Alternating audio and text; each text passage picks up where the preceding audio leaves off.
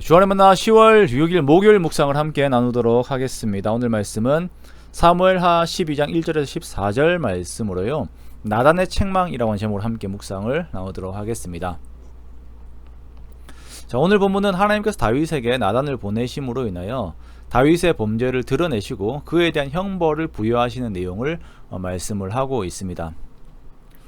우리가 우리의 인생을 교훈받을 때에 성경을 통하여 우리의 삶을 비추어 보아야 한다라고 하는 점이 더욱 명료한 것은, 성경은 다윗과 같은 인물들도 하나님 앞에서는 그의 단점을 분명하게 드러내면서 또한 하나님께서 그를 어떻게 만들어 가시는지 그 과정들을 보여주고 있기 때문입니다.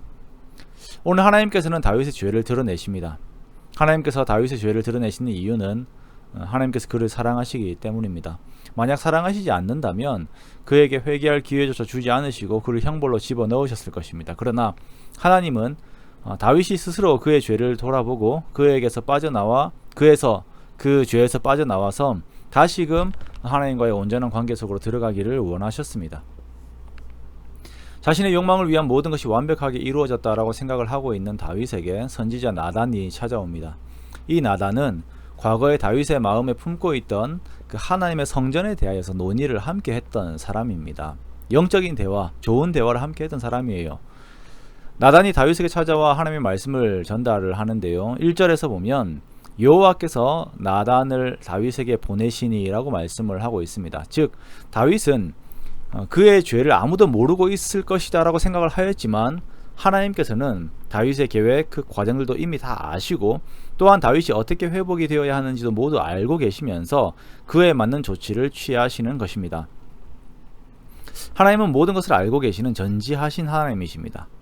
우리는 항상 이것을 기억하면서 하나님을 두려워하고 하나님 앞에서의 삶을 우리가 살아야 합니다. 자, 나단이 다윗에게 찾아와 한 가지의 이야기를 들려줘요. 그것은 한 가난한 사람과 한 부자에 대한 그 관계에 대한 이야기를 하는데요, 부자는 양과 소가 심이 많았으나 가난한 사람은 자기 암양 새끼 하나밖에 없었고, 가난한 자는 그 암양을 심히 사랑하였는데 그런데 부자가 손님을 대접하기 위하여서 가난한 자의 하나밖에 없는 양을 잡아다가 손님을 대접하였다라고 하는 이야기를 만들어서 전하지요.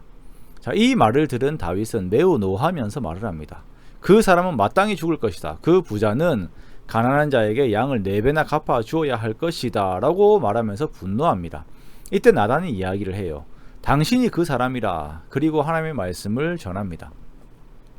나단이 전한 하나님의 말씀에 대한 내용은 다음과 같이 요약이 됩니다. 하나님께서 너에게 많은 복을 주었다. 그러나 너는 하나님을 업신여겼다 라는 것이에요. 하나님을 업신여기고 악을 행하여서 우리아가 암몬 사람에게 죽게 만들고 그의 아내를 빼앗았다. 그러므로 칼이 내 집에서 영원토록 떠나지 않을 것이다. 또한 너에게 더한 보복이 있을 것인데 내가 은밀히 행한 것을 백주 대낮에 일어나게 할 것이다.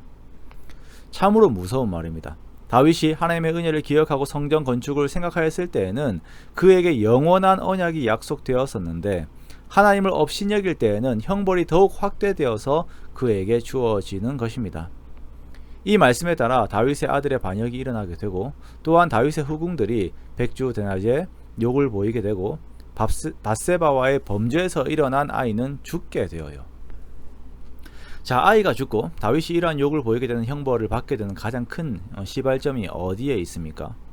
다윗이 무엇을 잊고 있었습니까? 다윗은 그의 후손에서 메시아가 오실 것이다 라고 하는 것을 잊어버린 삶을 살았어요. 그는 권력과 욕망의 마음을 빼앗겨서 메시아의 길을 예배하는 자의 삶을 놓쳤습니다. 그러므로 16절의 말씀처럼 여호와의 원수가 크게 비방할 거리를 얻게 하였습니다. 자신에게 주은 큰 복을 가볍게 여긴 다윗의 결말이 이렇게 나타나게 되는 것입니다. 자, 우리가 다윗의 이러한 모습을 보면서 우리들의 모습을 돌아봅니다. 우리가 하나님께 받은 은혜에 더하여서 받은 그 복들이 있어요. 그것은 내가 좋은 것을 받았다라고 하는 그 물질과 상황에 대한 그 복의 의미에 머무는 것이 아니라 나에게 좋은 것을 주고자 하시는 하나님의 마음에 그 의미가 있는 것을 우리가 기억을 해야 하는 것입니다. 복을 주시면서 나를 사랑하시는 그 하나님의 마음, 우리가 이것을 무시해서는 안 되는 것입니다. 게다가 하나님께서는 우리를 예수 그리스도 안에서 복을 주심으로 인하여서 예수 그리스도 안에서 모든 것을 우리에게 함께 주셨고 함께 그리스도의 장성한 분량에 이르는 그 일에 우리가 참여하게 하셨습니다. 그런데 우리가 세상의 마음을 빼앗기게 되면 허망한 것과 예수 그리스도의 은혜를 바꾸게 되는 것이에요. 하나님의 마음, 하나님의 사랑을 무시하게 되는 것입니다. 그러므로 사랑하는 성도 여러분, 우리의 마음이 항상 하나님께 향하여 있도록, 늘 깨어 있도록 더욱 마음을 다하는 우리가 되기 원합니다. 사단은 항상 우리의 가장 연약한 부분을 쳐서 우리 전체가 넘어지게 하려고 모든 수단과 방법을 가리지 않고 우리를 공격합니다. 그 상황 속에서 하나님의 은혜를 기억하고 마음을 지키는 우리가 되기 원합니다. 별것 아닌 것과 같은 죄악이 우리 삶 전체를 무너뜨립니다. 그러므로 마음을 지키되 하나님을 향한 마음을 더욱 올바르게 세우는 우리가 되기 원해요. 그리하여서 주신 축복에 감사하고 하나님의 은총의 귀한 가치를 누리며 살아가는 저와 여러분의 복된 삶이 되시기를 주님의 이름으로 축원합니다.